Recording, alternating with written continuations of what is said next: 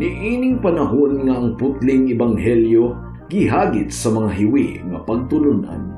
Kinahanglan mo barog ang mga tinunan ni Kristo sa pagpakigbisog sa paglaban sa pagtuo nga makausa ug alang sa tanang panahon gihatag sa Dios ngadto sa iyang katawhan. Maoy hinungdan nga namugna kining tulumanon ang putling ebanghelyo. 30 minutos nga pagsabwag sa tinuod nga ebanghelyo kauban ni Pastor Jeremias Hangad. Ang putling ebanghelyo tulumanon nga gihatod kaninyo sa Unidos Community Bible Fellowship sa Unidos Plaridel, Misamis Occidental. Ang putling ebanghelyo, ang putling ebanghelyo, ang putling ebanghelyo.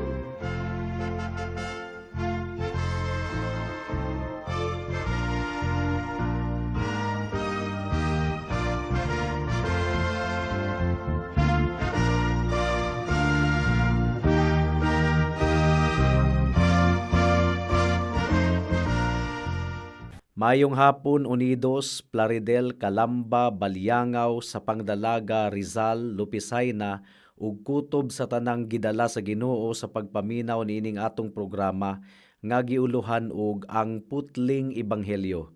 Sa makausapa kini ang inyong igsuon ug higala sa kahanginan si Pastor Jeremias Lauri Hangad sa Unidos Community Bible Fellowship dinuyugan sa iglesia nga nag-sponsor niining atong programa, ang Salitran Covenant Bible Church sa Barangay Salitran, Dakbayan sa Dasmariñas, probinsya sa Cavite.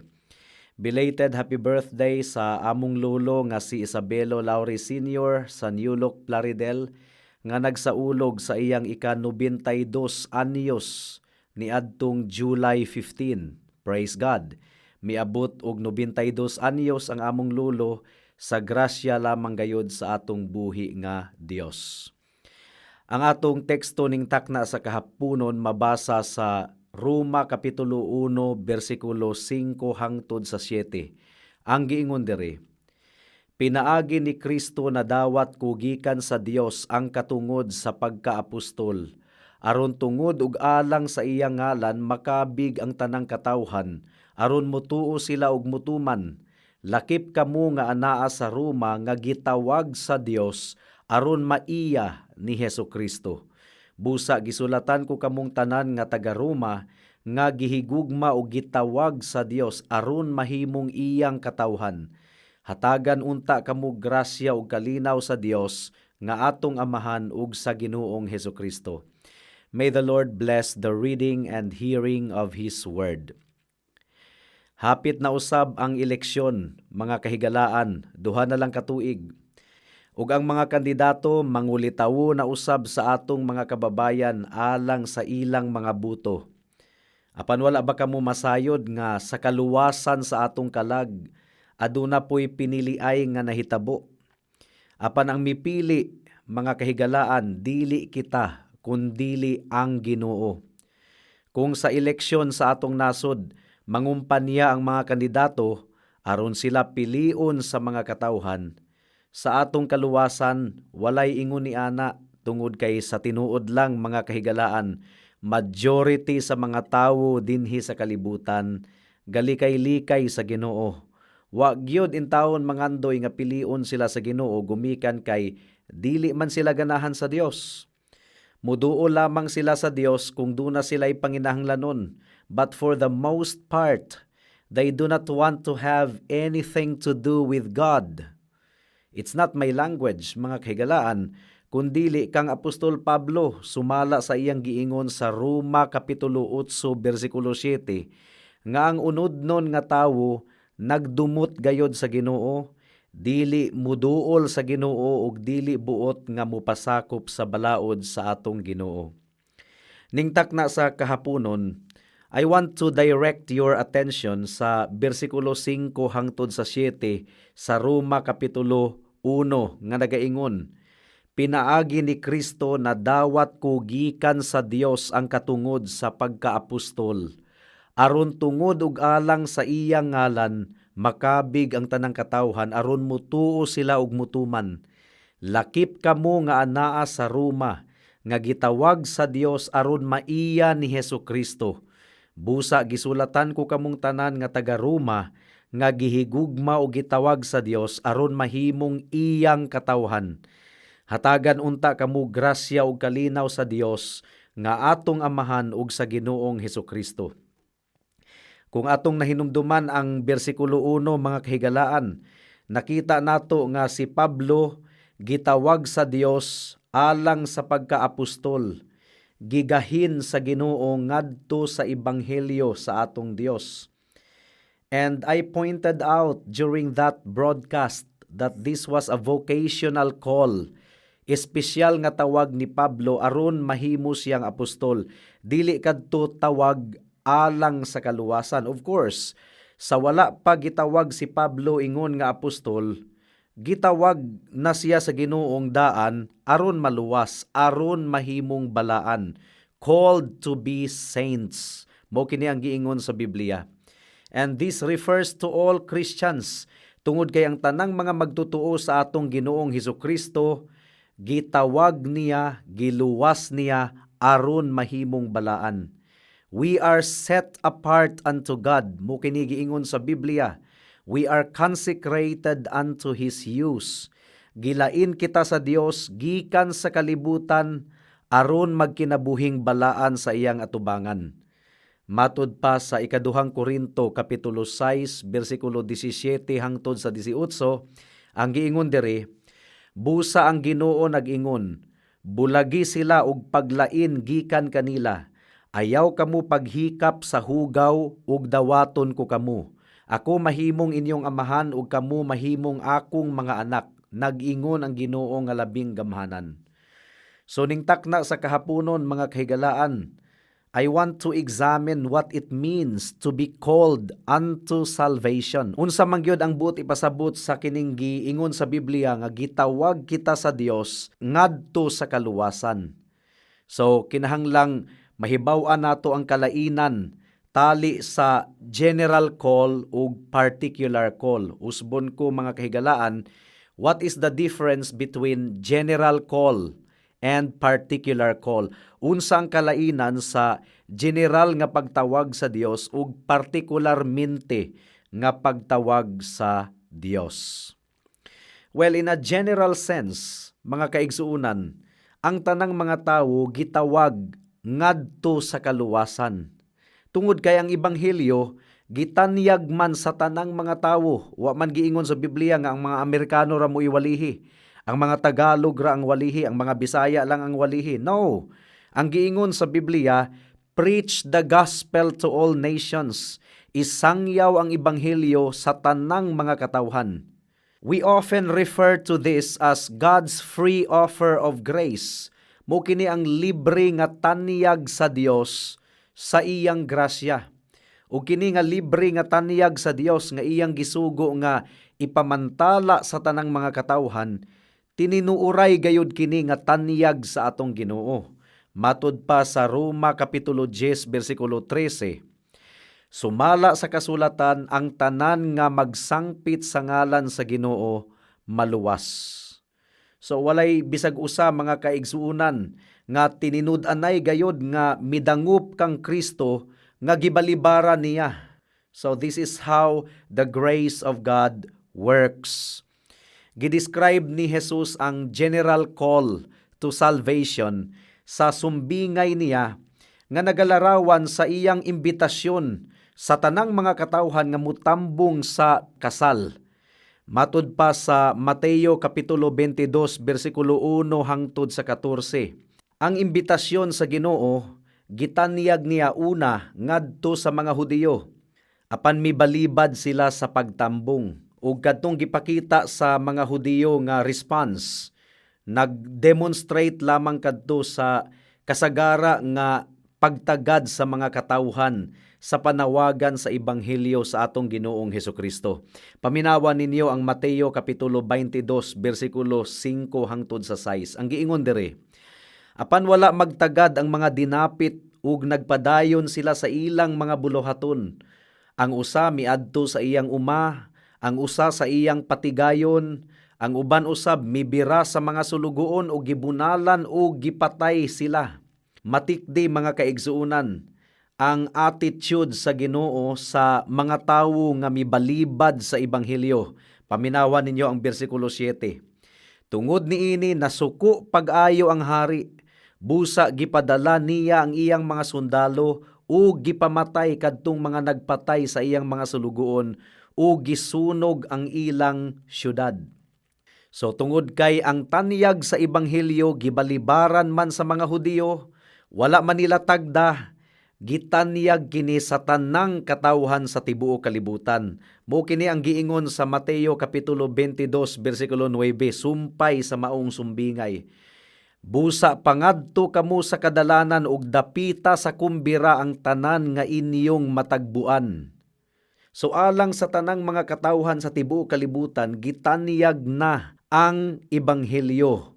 Walay dili labot. Ang dili lang labot mga kaigsuunan kadtong mibalibad. Apan paminawan ninyo ang katapusang bahin sa maong sumbingay. Pasidaan kini sa mga tigpakaaron ingnon sulod sa iglesia.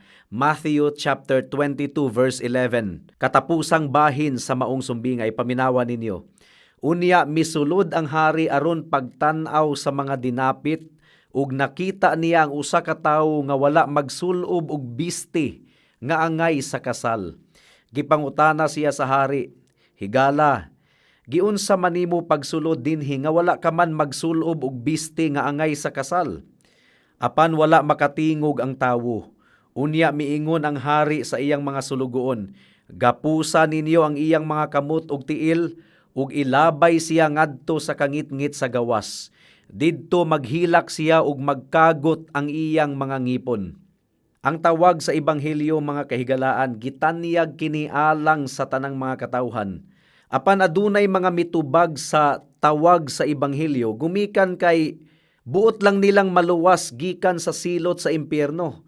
Apan dili nila buot nga maluwas gikan sa pagkaulipon sa sala. So, ang ilang kinabuhi wala gayoy bunga sa pagkamatarong sa atong Ginoong Hesukristo. Nakatambong kunuhay sila sa kasal, pero wala sila magsulob og limpyo nga biste alang sa kasal.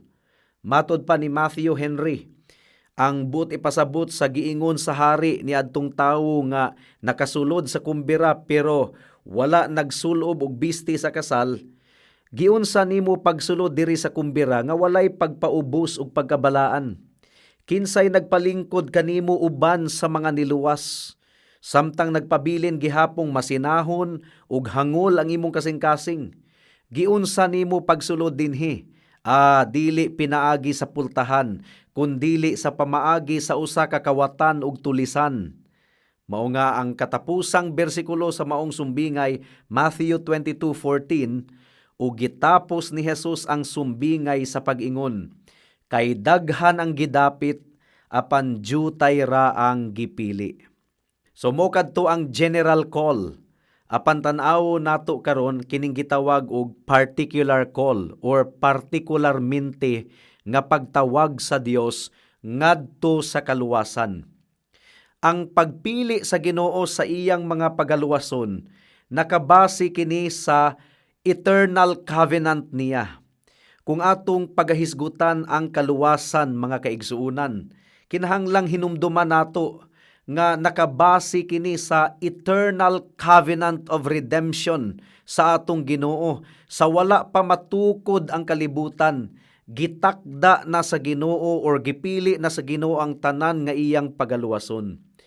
Niini nga covenant of redemption mga kahigalaan, gitakda na sa Ginoo ang tanan alang sa pagtuman sa iyang plano nga pagaluwason ang iyang mga pinili. Ang tanang mga saad sa Ginoo, ang tanang nahitabo sa kasaysayan, mga pagpadayag lamang sa eternal covenant sa atong Ginoo. So niini nga eternal covenant of redemption, nagpili ang Ginoo og mga katawhan gikan sa bagang katawhan sa mga makasasala sa tibuok kalibutan, nagpili ang Ginoo aron sila pagaluwason. Klaro kaayo ang gitudlo sa Biblia nga ang kaluwasan mga kaigsuunan Gidesisyonan na niya kini sa wala pa matukod ang kalibutan. Klaro kaayo ang giingon sa Efeso Kapitulo 1, versikulo 4 hangtod sa 5. Ang giingon diri, sa wala pa buhata ang kalibutan, gipili na kita sa Dios diha kang Kristo, aron mahimo kitang balaan ug walay sala sa iyang atubangan. Tungod sa gugma, daan nang gitakda sa Dios nga himuon kitang iyang mga anak, pinaagi kang Hesukristo. Mao kini ang iyang kagustuhan. O gisuportahan pagyud kini sa gisulat ni Pablo sa ikaduhang Tesalonica, Kapitulo 2, versikulo 13. Ang giingon diri, mga igsuon, angay kaming magpasalamat kanunay ngadto sa Dios tungod kaninyo nga gihigugma sa Dios. Kay gipili kamo sa Dios, sukad pa sa sinugdan aron maluwas, pinaagi sa gahom sa Espiritu, ug pinaagi usab sa inyong pagtuo sa kamatuoran aron mahimo kamong balaang katawhan sa Dios. So nadunggan ninyo to mga kaigsuunan, gipili kamo sa Dios kanus-a, sukad pa sa sinugdan aron maluwas, pinaagi sa gahom sa Espiritu. Sa wala pa daw matukod ang kalibutan, gidesisyonan na sa Ginoo ang iyang mga gipangpili. Ikaduhang Timoteo Kapitulo 1, versikulo 9, ang giingon diri, giluwas kita niya o gipili, aron mahimong katawhan niya, dili tungod sa atong nabuhat, kundili tungod sa iyang kaugalingong tuyo o grasya. Gihatag niya kanato kining maong grasya diha kang Kristo Jesus, sukad pa sa sinugdanan. So nakuha ninyo mga kaigsuunan, sukad pa kuno sa sinugdanan. Aduna nay election nga nahitabo. Ug ang pagpili sa Ginoo kanato, gitawag kini og unconditional. Dili gumikan kay gibuutanan kaayo ang Ginoo kanato. Dili gumikan kay aduna siya'y nakitang maayo nga ri kanato, mao nga iya kitang gipili. No. Ang tanan nakasala ug nakabsan sa himaya sa Dios. Ang tanan hugaw sa iyang atubangan. So, tungod kay ang tanan nakasala at tubangan sa Dios, walay bisag usa nga mapili, pero ang Dios nagpili sukad pa sa sinugdanan. Ang buot ipasabot, ang basihan sa pagpili sa Ginoo sa iyang mga pagaluwason, unconditional. It's not because of anything that is in them that has caused God to choose them in order to be saved. No. Roma Kapitulo 9, versikulo 11 hangtod sa 13. Paminawan ninyo, sa wala pa gani mahimugso ang mga bata, giingnan na sa Dios si Rebeka, mag-alagad sa manghod ang magulang. O gipili sa Ginoo ang manghod kaysa sa magulang. Wala pa daw mahimugso ang mga bata. Nganuman, ang sumpay, niining panahuna wala pa makabuhat ang mga bata og bisan unsang maayo o dautan nga angay kapasikaran sa pagpili. Apan tumanon sa Dios ang iyang katuyuan sa pagpili, dili pinasikad sa buhat kundili pinasikad sa iyang pagtawag. Sumala sa giingon sa kasulatan, gihigugma ko si Jacob apan gikasilagan ko si Esau. O nakuha ninyo mga kaigsuunan, ang pagpili sa Ginoo sa iyang mga pagaluwason, dili pinasikad sa buhat kundili pinasikad sa iyang pagtawag. Ang kinaiyahan sa tawo mga kaigsuunan, dili gayod ganahan sa Dios, mubalibad gayod siya sa Ginoo. Man is incapable of loving God or keeping His commands. Kaya nga naman, Roma 3:23, ang tanan nakasala ug nakabsan sa himaya sa Dios. Kung ang pagpili sa Ginoo sa iyang mga pagaluwason nakabase sa ilang pagkabuutan or ilang pagkamaayo nga nakita sa Ginoo, dili na kini pinaagi sa grasya, kundi pinaagi na sa ilang pagkabuutan. Apan ang giingon sa Efeso Kapitulo 2, versikulo 8, paminawan ninyo, kay pinaagi sa pagtuo na luwas kamo tungod sa grasya sa Dios. Dili kini inyong buhat kundili gasa sa Dios. Busa walay makapasigarbo niini, sanglit dili man kini bunga sa inyong mga paningkamot. Mituo kita sa Dios. Igsuon kung ikaw magtutuo sa Ginoo, Mituo kita sa Dios gumikan kay gitakda na kini sa Dios. Dili kini gumikan sa atong abilidad sa pagpili kaniya. No. Kung pasagdahan kita sa Ginoo, dili gyud ta ganahan kaniya. Dili gyud ta mupili sa Dios. Mas pilion pa nato ang sala. Apan gibag-o sa Ginoo ang kasing-kasing sa tanan niyang mga gipili. Mao nga sa pagkadungog nila sa maayong balita sa kaluwasan, tungod kay giandam na sa Ginoo ang ilang kasing-kasing, gumikan kay gipili sila sa Ginoo sa wala pa matukod ang kalibutan. Misanong sila sa tawag sa Ebanghelyo. Mao kini ang giingon sa Buhat Kapitulo 13 versikulo 48. Paminawan ninyo mga kaigsuonan. Sa pagkadungog niini sa mga dili Hudiyo, nalipay sila o gidayig nila ang mensahe sa Ginoo, ug kadtong gipili alang sa kinabuhing dayon, mituo. So kinsa ang mituo? Kadtong gipili ng daan alang sa kinabuhing dayon. Ang pagpili pod sa Ginoo mga kaigsuonan, irresistible, dili mabalibaran. Dili gumikan kay robot ang atong pamati or giguyod kita sa Ginoo bisag dili nato ganahan nga muuban kaniya. No. Dili ingon ana. Giandam sa Ginoo ang atong kasing-kasing. Gihikap sa Ginoo ang atong kasing-kasing. Nagpanglihok ang grasya sa Ginoo sa atong kasing-kasing aron kita mahimong willing nga musunod kaniya ug musanong sa iyang pagtawag. So in essence, mga kaigsuonan, gibag-o sa Ginoo ang atong kasing-kasing ug hunahuna aron kita mopili kaniya. Mao kini giingon sa Juan Kapitulo 6 versikulo 37. Ang tanan nga gihatag kanako sa akong amahan, muari kanako, ug ang muari kanako dili ko gayod isalikway. So nakuha ninyo mga kaigsuonan, nganong moduol kang Kristo ang usa ka tawo, gumikan kay gihatag na siya sa iyang amahan ngadto kaniya. Pilipos Kapitulo 2 versikulo 13 ang giingon dere, tungod kay ang Dios mao ang nagpanglihok sa inyong kinasuluran, aron motinguha kamo ug mubuhat sa iyang maayong kabubuton. Ang Dios di ay ang nagpanglihok sa atong kinasuluran, aron mubuhat kita sa kabubuton sa atong Ginoo. Paminawa ninyo ang ikaduhang Korinto Kapitulo 4 versikulo 2 hangtod sa 6 ang giingon dere, gisalikway namo ang tanang tinago ug makauulawng mga buhat. Wala kami manlimbong o magtuis sa pulong sa Dios. Nagkinabuhi kami diha sa kahayag sa kamatuoran at tubangan sa Dios ug among gipaningkamutan nga ang mga tawo walay ikasaway kanamo. Kay kun wala hisabti ang maayong balita nga among giwali, ang wala makasabot niini kadturang wala mga luwas. Dili sila mutuo niini tungod kay gibutaan man sa Dios niining kalibutana ang ilang mga hunahuna. Busa dili sila makakita sa kahayag sa maayong balita mahitungod sa himaya ni Kristo nga mao ang sibo nga dagway sa Dios. Kay ang giwali namo dili ang among kaugalingon kundili ang Ginoo nga si Hesukristo ug nga kami inyong mga sulugoon tungod kang Hesus.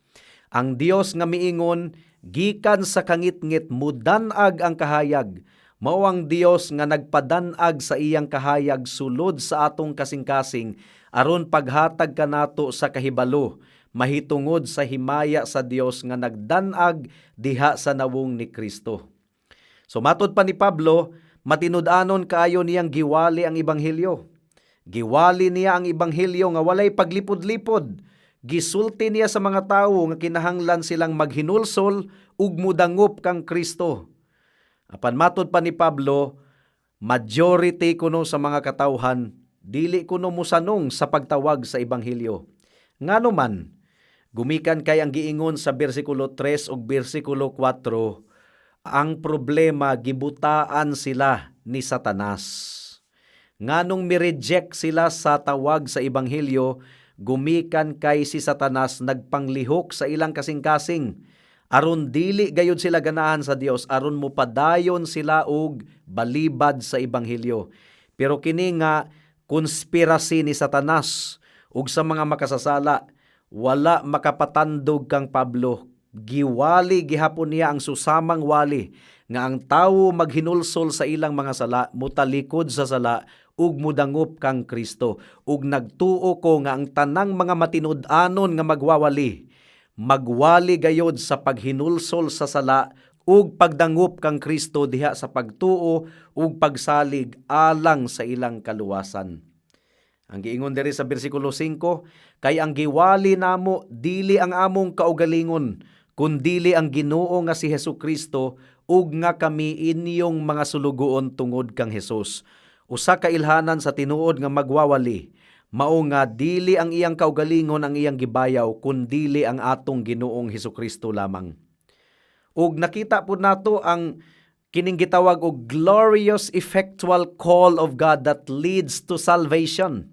Ikaduhang Korinto 4 bersikulo 6 ang giingon diri, ang Dios nga miingon gikan sa kangitngit mudanag ang kahayag, mao ang Dios nga nagpadanag sa iyang kahayag sulod sa atong kasing-kasing, aron paghatag kanato sa kahibalo mahitungod sa himaya sa Dios nga nagdanag diha sa nawong ni Kristo. So kita mga kahigalaan, patay diha sa atong mga kasalanan. Dili gayod kita muduol sa atong Ginoong Hesukristo, gumikan kay gabuyod man kita, patay ang atong kalag. Kinahanglan gayod nga banhawon sa Ginoo ang atong kalag. You must be born again, says the Lord Jesus Christ. O kini nga pagpili sa Ginoo sa iyang mga niluwas or sa iyang mga pagaluwason, dili na gayud kini mabali. Ang giingon sa Roma kapitulo 11 bersikulo 29, kay dili gayud mausab ang hunahuna sa Dios labot sa iyang pilion ug panalanginan. So there is not a slightest hint of uncertainty. Ang giingon sa Romans chapter 8 verse 30, busa gitawag sa Dios kadtong iya nang gilain, wala lamang niya tawga sila kundili gihimo usab niyang matarong o gipaambit sa iyang himaya. It is accomplished in the saving work of Christ. It is protected by the preserving power of the Holy Spirit. Ug unsa man ang tumong sa Dios alang sa pagpili niya sa iyang mga pagaluwason? Well, ultimately, ang tumong sa Ginoo mga kahigalaan mao ang iyang kahimayaan. Efeso kapitulo 1 bersikulo 5. Ang giingon diri, tungod sa gugma daan ang gitakda sa Dios nga himuon kitang iyang mga anak pinaagi kang Hesukristo, mao kini ang iyang kagustuhan. So God's glory is the full expression of His being or attributes or character. Ang tanang buhat sa Dios nagpadayag sa iyang pagkabalaan, nagpadayag sa iyang kahimayaan. Unang Pedro kapitulo 2 bersikulo 12 ang giingon diri, pag binuutan kamo sa inyong pagkinabuhi tipon sa mga dili magtotoo, aron kun kamo dauto nila, makita nila ang inyong mga maayong buhat ug magdayeg sila sa Dios sa adlaw sa iyang pagbalik. And finally, nganong gipili sa Ginoo ang iyang mga katawhan? Aron sila himuon nga balaan. Unang Pedro kapitulo 2 bersikulo 9. Apan kamo mao ang piniling katawhan, ang mga harianong pari ug ang balaang nasod. Gipili kamo sa Dios aron maiya ug aron magsangyaw sa mga kahibulungang buhat sa Dios. Gitawag kamo niya gikan sa kangitngit ngadto sa iyang katingalahang kahayag. So giluwas kita sa Ginoo aron mahimong balaan, aron magkinabuhi nga balaan sa iyang atubangan. Mudangat na kita sa mga aplikasyon. Hinumdumi mga kahigalaan nga ang tawag sa ebanghelyo gitanyag sa Ginoo sa tanang mga katawhan. Ang tanang mga katawhan gisugo sa Ginoo nga maghinulsol ug mudangop kang Kristo. Kung wala ka pa naghinulsol sa imong sala, higala, nganong wala pa man. Is your heart so wicked that Christ has no value in your eyes? Pagampo higala, nga ang Dios maghikap sa imong kasing-kasing ug hunahuna, mag-abli sa imong mga mata, aron makita nimo ang imong pagkadautan, aron mudangop ikaw kang Kristo alang sa kapasayloan ug kaluwasan. Dili kaniya balibaran, luwason kaniya. Ayaw na pagpaabot og matiguang ka or magpinal ka na sa imong kamatayon, wa ta kahibalog unsay mahitabo kanato ugma. Busa ayaw paglangan-langan, sanong sa tawag sa Ginoo, alang sa paghinulsol og pagtuo nga na kaniya, dili kaniya balibaran, pagaluwason kaniya, pasayloon kaniya, bisag unsa pa kadautan ang imong kinabuhi. Amen. Hangtod din hilang kita taman sa atong pagtuon tungod kay wala na kitay oras pa. Sa makausap pa ako kamong giimbitar sa pagtambong sa atong panimbahon ugmang adlaw, adlawng Domingo, adlaw nga igpapahulay, alas 2 sa hapon sa panimalay ni Winstro ug Conchita hangad sa Unidos. Daghang salamat. Alang sa dugang nga mga pangutana, mahimong mo text kang Pastor Jeremias hangad sa 0935 744 3030.